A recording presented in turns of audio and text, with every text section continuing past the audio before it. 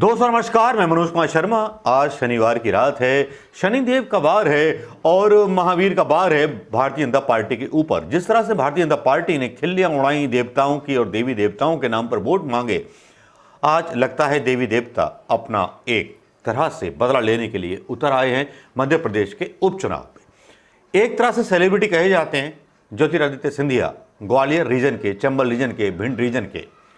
लेकिन यहां पर हो क्या रहा है? यहां ऐसा कुछ हो रहा है जो भारतीय जनता पार्टी को चौंकाने के लिए काफी है, भारतीय जनता पार्टी के नीचे से जमीन खींचने के लिए काफी है। अब हुआ क्या है दोस्तों, ये कोई कपोल कल्पित कहानी नहीं है, ये एक रियलिटी है जो सोशल मीडिया पर भी दिखाई देती है और जमीन पर भी दिखाई देती है।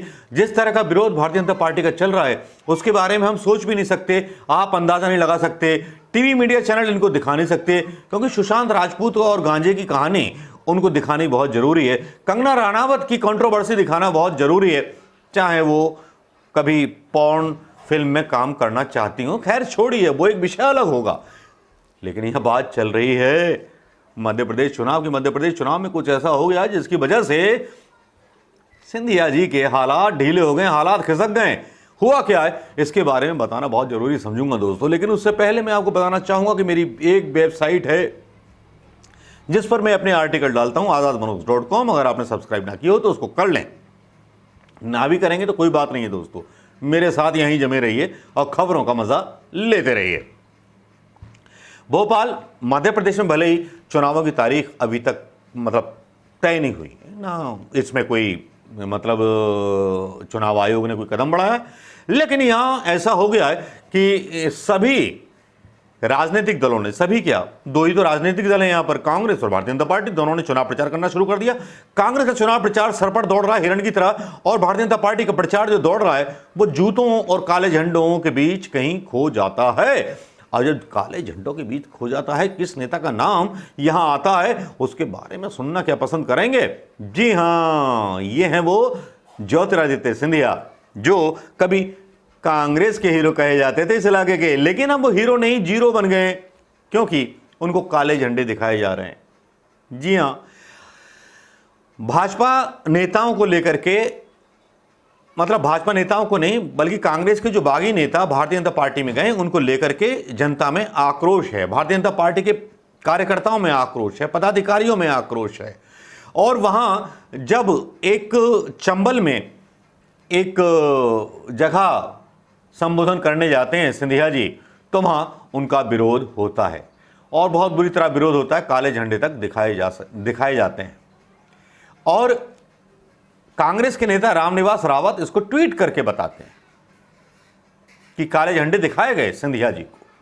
क्या सिंधिया जी का इतना जनाधार गिर गया? फिर एक दूसरी खबर आती है कि ग्वालियर के हजीरा मैदान पर खाली पड़ी रहती हैं कुर्सियां। यह वाकई में एक ऐसी बात होती है जो सोचने वाली बात होती है, ऐसा क्या बदला है इन दिनों में? अगर सिंधिया इतने बड़े जननायक नेता थे कांग्रेस में रहते हुए, जिनकी वजह से कांग्रेस को सफलता मिली, तो आज भारतीय जनता पार्टी में जाने के बाद उनकी असफलता, उनको काले झंडे दिखाए जाना, उनकी रैलियों में लोगों का ना आना क्या दर्शाता है? मैं तो एक ही बात बोलूंगा, जब एक जगह पड़े हुए थे तो वजन ज्यादा था, जब दूसरी जगह उठ के गए तो वजन कम हो गया।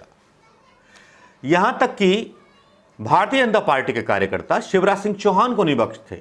उनकी एक रैली होती है जिसमें भारतीय जनता पार्टी के नेता खुद ड्रामेबाजी करने लगते हैं और वहां मारपीट हो जाती है, पुलिस को शांत करना पड़ता है मामला।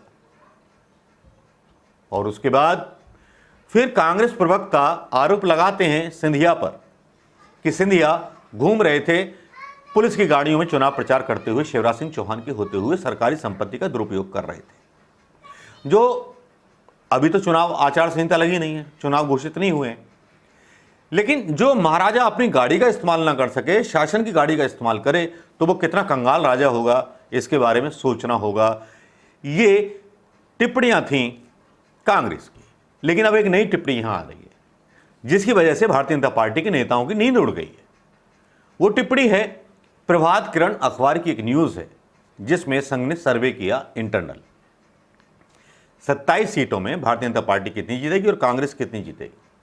संघ के सर्वे में कांग्रेस को 22 सीट जीतना दिखाया गया। पूरी 27 सीटों पर आपसी झगड़े का परिणाम भुगत रही है भारतीय जनता पार्टी।